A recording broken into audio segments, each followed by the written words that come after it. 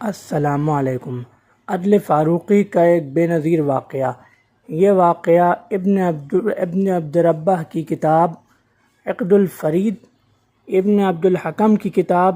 فتوح مصر و اخبارها، البلاذری کی کتاب فتوح البلدان اور امام ابن کثیر کی کتاب البدایہ والنہایہ میں تفصیلاً مذکور ہے۔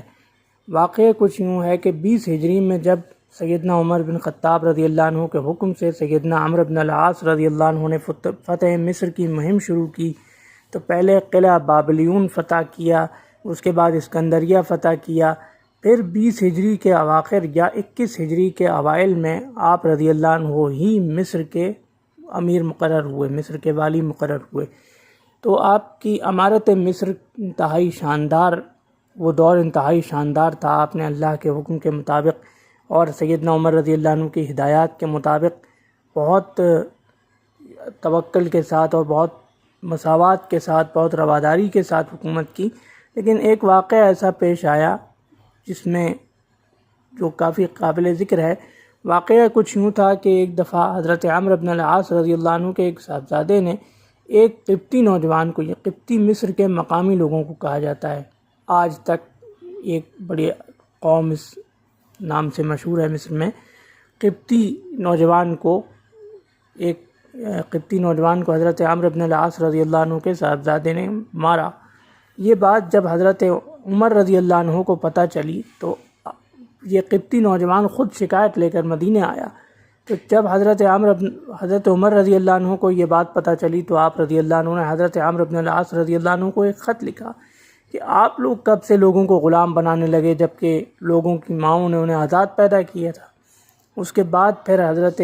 عمرو بن العاص رضی اللہ عنہ کو ان کے صاحبزادے سمیت مدینہ بلایا گیا اور سیدنا عمر رضی اللہ عنہ نے اس قبطی نوجوان کو فرمایا کہ جس طرح انہوں نے تمہیں مارا تھا، یعنی حضرت عمرو بن العاص رضی اللہ عنہ کے صاحبزادے کی طرف اشارہ کیا کہ انہوں نے جس طرح تمہیں مارا تھا تم بھی جواباً انہیں ویسے ہی مارو۔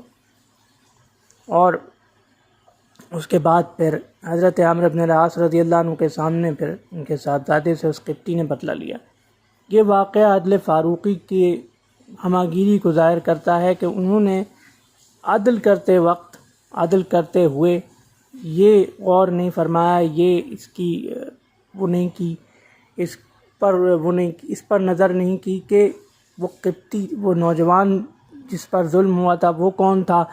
اور جن کے بارے میں شکایت آئی تھی کہ انہوں نے ظلم کیا ہے وہ کون ہیں۔ پورے عدل و انصاف کے ساتھ حضرت عمر رضی اللہ عنہ نے اس قبطی کو حق دلوایا، اور پھر